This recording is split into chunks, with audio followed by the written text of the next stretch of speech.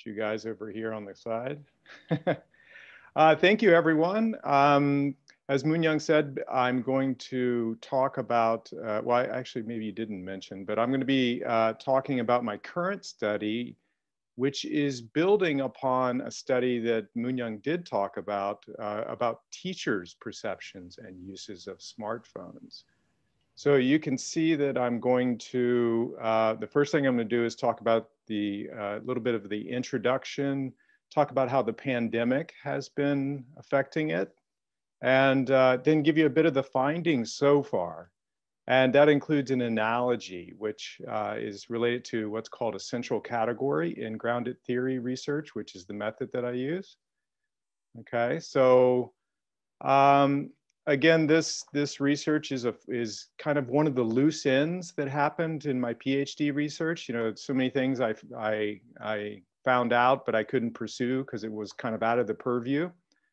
And I just by looking around and hearing my participants and and my teacher participants, hearing so many stories about their experiences with students using technology in the classroom, particularly smartphone usage, you know, which is everywhere, of course, in the world, but particularly in South Korea.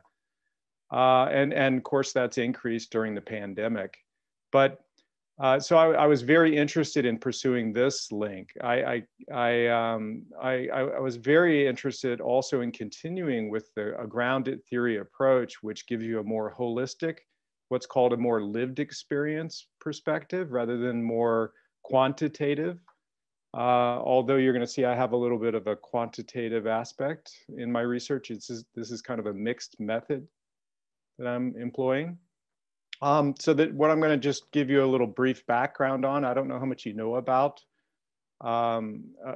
grounded theory in particular, which is, you know, a very interesting research method that I recommend to you.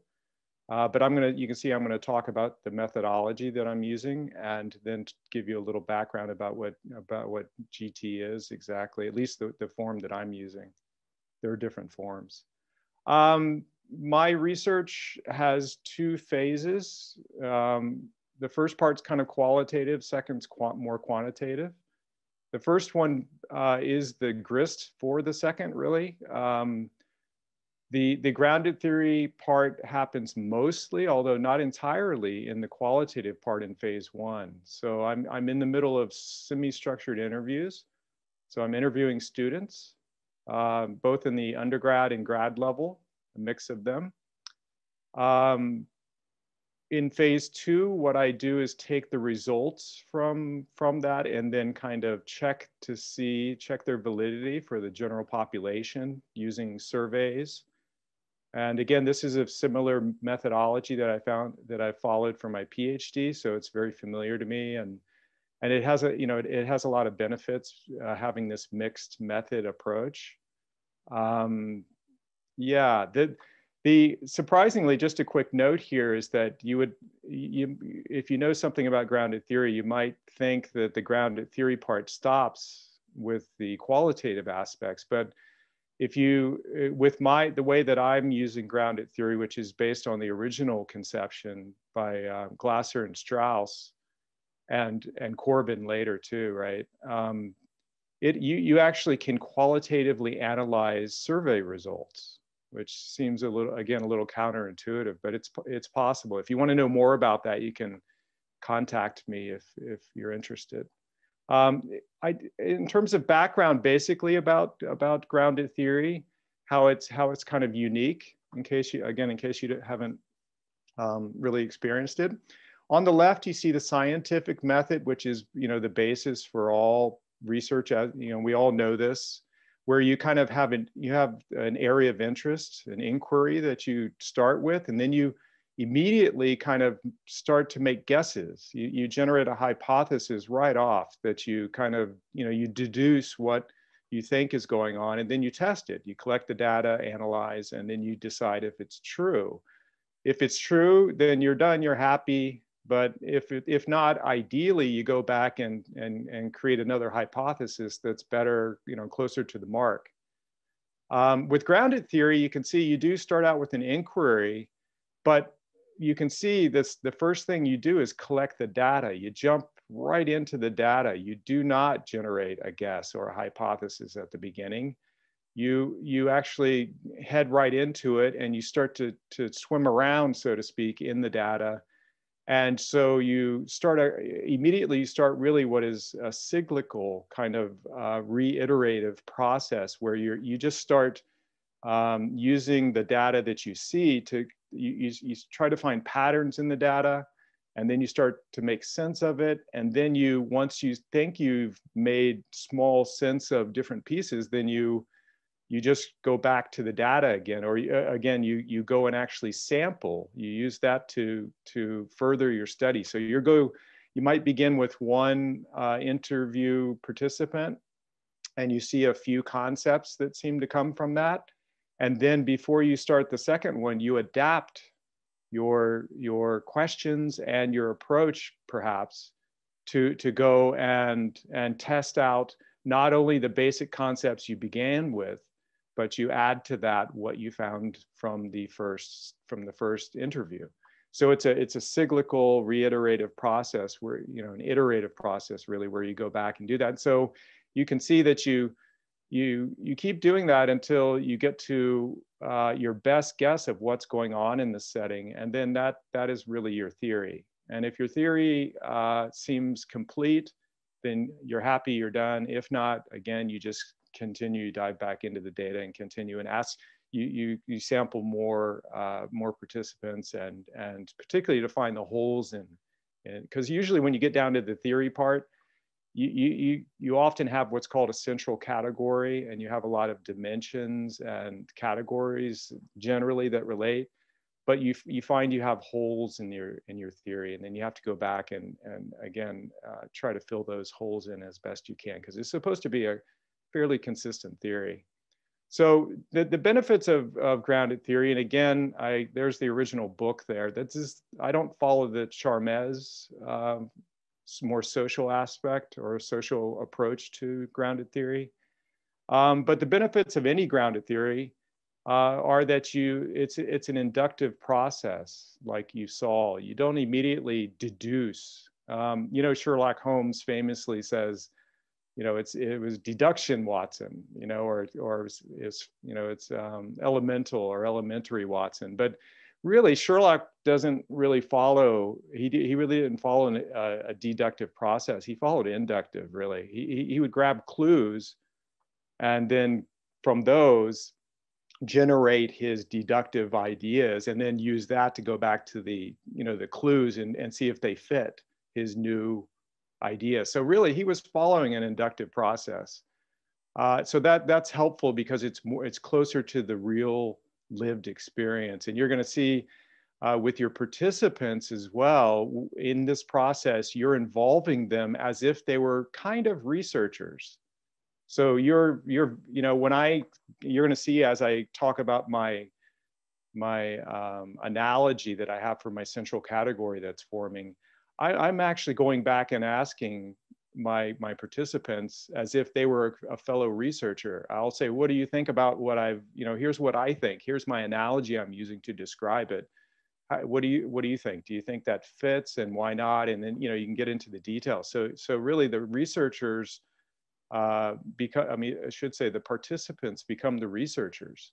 And so you really do get more valid, I think more holistic findings in the end. The pandemic, this is one benefit of grounded theory, is that the changes during your research don't have great effect upon you as much as some other more fixed methodologies. Because it's an iterative process. I'm adapting after every interview, I'm adapting my original research questions to a certain degree already. So I haven't had to really make a lot of changes, but of course I can't conduct interviews in person. I've had to do those through Zoom. Zoom fatigue and all that have been a factor for me, I think, more than my participants. But the why grounded theory is useful, and during during normal times is that you can check the validity all the time of everything that you think you know, or any pattern you think is recognizable. You immediately can check it with not only new participants, but with the ones you've already talked to. So you can gain on the bottom there, you can gain insights, even like I said, about my central category. So it's kind of a little dangerous as a researcher, you feel a little timid, maybe going back to your participants when you think you've got the whole thing done. This was an issue with my PhD study. When you get to the end, near the end, and you think you got it, and you're kind of hesitant to go back and ask your participants, is this all right? Do you agree with everything here? But again, it adds to the validity and the reliability and the applicability to other settings. So it's got a lot of benefits, but even though it's a bit dangerous. Again, in the middle, I did ask specifically, I am going back to all my participants and explicitly asking them how anything has changed owing to the pandemic. So that's something I didn't do in my PhD study. I didn't go back and ask one specific new question. You know, I had all my kind of fixed, I had a fixed kind of framing around what the area that I wanted to cover. But because of the pandemic, I've kind of added that a bit. I've explicitly made them speak on that matter, and it's really helped.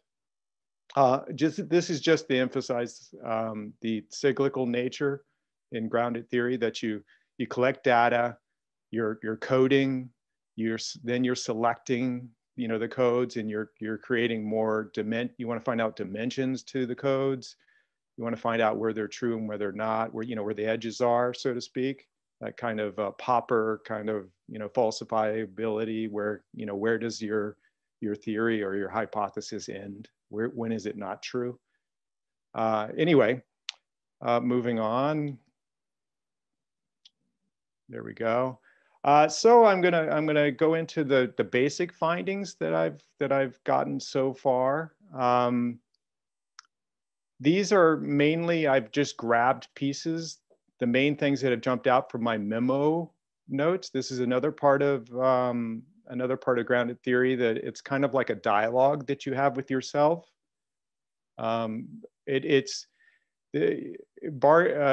Glasser and Strauss really emphasize, I think Glasser especially really emphasized the self-dialogue that you have as a researcher, and putting that explicitly out as if you were an ethnographic kind of field researcher for like observing animals. You really don't just, you have a kind of habitual process of making notes and making them explicit so that you can see your thinking in front of you. Because you find that when you go back, when I go look at Tom from 2 months ago, and I look and go, what was he thinking? So it's kind of, again, it helps you to kind of center yourself and become more valid when you actually look at your 2-month-old look at your 2-month-old thinking or your year-old thinking, if your project goes on long enough. Anyway, these are the ones I've got so far. My other hand is what a lot of participants have been referring to their smartphone as, which is very interesting. That's called an in vivo code, when your code name is actually what the participant said. They say it's my other hand. And this led me to do some research in grounded theory. You actually sometimes have to go research in the middle because your participants will give you something new. And I did. I had to go research the extended mind hypothesis, and it's definitely related to my study, and to my other hand in the ideas involved. Norms, different kinds of norms were clearly a big important part of how smartphones are involved in students' lives, both academically and personally. And that includes curation, especially apps, to make yourself look a certain way, or, your online appearance. Of course, like other common research in this area, the smartphones are an escape device. I'm getting a lot of the entertainment aspects of how phones are part of their lives. Trial and error, these last two are the main ones that are really interesting me. Learning by experience, trial and error is key. I'm just starting to do research on this now about the idea of sense making. That's another area. I hadn't put it on here, but sense making. Rather than trying to formally, this applies to us as educators. If we want to train students to learn, you know, we want to make things scaffold and make it into an intelligent kind of educational approach. This is a problem when it comes to integration of technology, because students and participants in my study they're used to learning everything by trial and error. Formal learning is not natural to them. They laughed actually at me when I asked different questions about whether they needed training or such. And the last one is about the architecture of the smartphone itself, how it affects their awareness, or their, you know, whether they were aware of how the architecture affects their thinking. This shoots back up to the extended mind kind of approach. Okay, so I'm looking at the time here. Okay, the last bit is the analogy. I'm going to just do this really briefly. My central category seems to be around the idea of the digital river, I'm calling it. And I have the main players being fish and amphibians. Bear with me here a little bit. This is the way I think a little bit. This is how it helps me to frame it. The river itself, the digital river, is, of course, the internet-based way that we learn, the way that we interact in society these days more and more. If you look at the top, you'll see that more and more things are being thrown or being governed by this river. So what formerly used to be outside the area of the river is in now: banking, finance, retail. You can see the whole list of things, and just about everything is online, as you know. Prinsky's idea of digital immigrants and natives, I've reformed that to make more sense. You can see on the left there, the digital immigrants are like me. This is generational, often, not always, but generational. Older generations are more like digital immigrants. We're the amphibians who jump into the digital stream, the digital river, but we jump out and we're very aware when we're in it. Digital natives, on the other hand, are like the fish. They think they probably never jump out of the river, and they wouldn't imagine doing it. They can get caught in those social media streams, which is a big issue from the participants as well. And so the entire idea also of how corporate digital architecture affects these social media streams, it affects how the stream, how we're learning, how we're interacting, how we're thinking, how we're being, really. It's really, again, I'm going to get a lot of loose ends, I can tell, again, in my study, that I might have to pursue again later.